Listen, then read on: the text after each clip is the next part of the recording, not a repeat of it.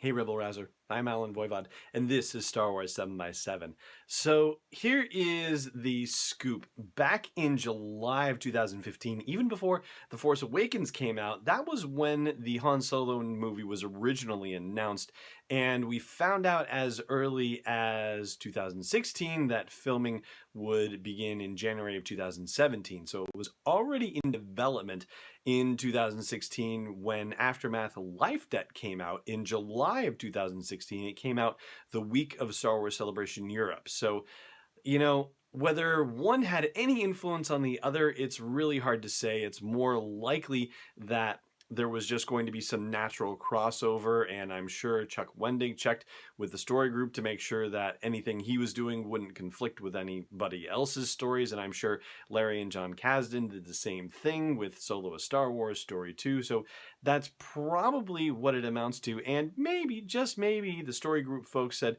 hey, Chuck's working on this, and he's got this little element, so, maybe you want to consider working that in if it makes sense, and maybe they say a similar thing to Larry and John, who knows? And so ultimately, I guess we're going to see what really happens when we get to see Solo: A Star Wars Story in just about 2 months here.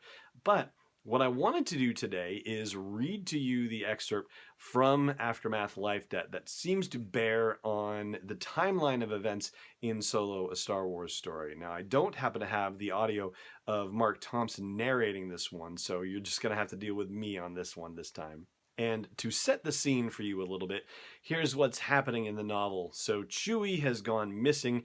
There was an opportunity for them to possibly get a whole bunch of scoundrels and smugglers and other right-thinking folks to find a window of opportunity where they could actually go after Kashyyyk and possibly do some serious damage to the Imperials there and possibly even liberate the planet, because the New Republic hasn't made it a high priority to free the Wookiees on Kashyyyk. It's a whole other issue. Anyway, so the main characters of the Aftermath novels, which would be Nora Wexley, Snap Wexley's mom, and the rest of her Imperial hunting crew, end up getting sent on a mission to look for Han, because Han has also gone missing, by Leia. She sends him off. And they find him, and when they're trying to find out what is actually going on, the story of what happened to him and to Chewie, he tells the story, but he starts from a little bit earlier back in things. And so this is the scoop. He says, Chewie and me, we've been kicking around now for a long time. He's my partner. He's not just some sidekick. He's not a pet, and he's damn sure not my slave. It's equal between us. We always split everything, you understand? And this is him talking to the whole crew, so that's why he's getting it like that.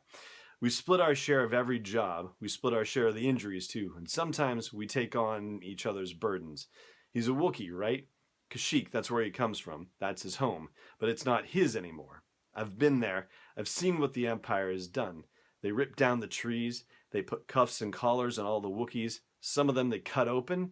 Others they ship off to work the worst jobs the Empire has on offer. They took his home from him. I can't abide that. I don't have a home anymore besides the Falcon, but him, he does, and he deserves to go home. He has a family too, I saved him, at least that's what he says, the big fuzzy fool, but really he saved me. And this is the thing that I think bears particularly on Solo: A Star Wars Story. So he says, I saved him, at least that's what he says, the big fuzzy fool, but really he saved me. I was on a bad path, and Chewie, he put me straight. Saved my shanks more than once, too. He said it was part of some life debt. He has a word for it, but if I try to say it in his tongue, I'll probably strain something. Even if I can't say it, I know what it means. It means that he owes his life to me.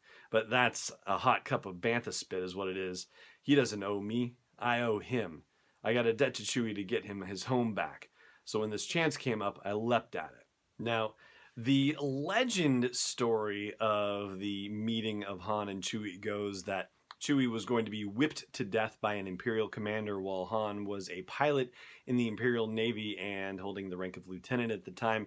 So Han stopped him from getting killed, and as a result, Chewie said, hey, I owe you a life debt, and they went off tramping about the galaxy. Of course, that has not been made official in canon. So ever since the reboot back in April of 2014, the question of how Han and Chewie got together has still been an open one. All we have known for sure is that the whole life debt thing actually stood the test of rebooting time. So supposedly we're going to get an idea of what really happened in Solo: A Star Wars Story, which is pretty exciting stuff. And I hope that it's going to be somewhat similar to the story that we all know. I mean, I think that would be an easy enough thing to do. And if Han is talking in Aftermath Life Debt about how he was going down a bad path and Chewie saved him, well, one of the ways that you could say that that was the case was that Han was actually going into the Imperial Navy and, going to become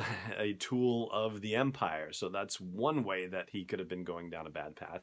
Another one could have been, maybe he was associating with the wrong people. Maybe it turned out that Kira, his playmate from his teenage years, was really even more dastardly than Han Solo was willing to be. Maybe he was not nearly as cynical at that time, which is something that we've heard as a possibility, that this is catching him in the movie when he's more of an idealist than he ever was and that we ever saw him in the original trilogy. And that is going to do it for the meat of the podcast here.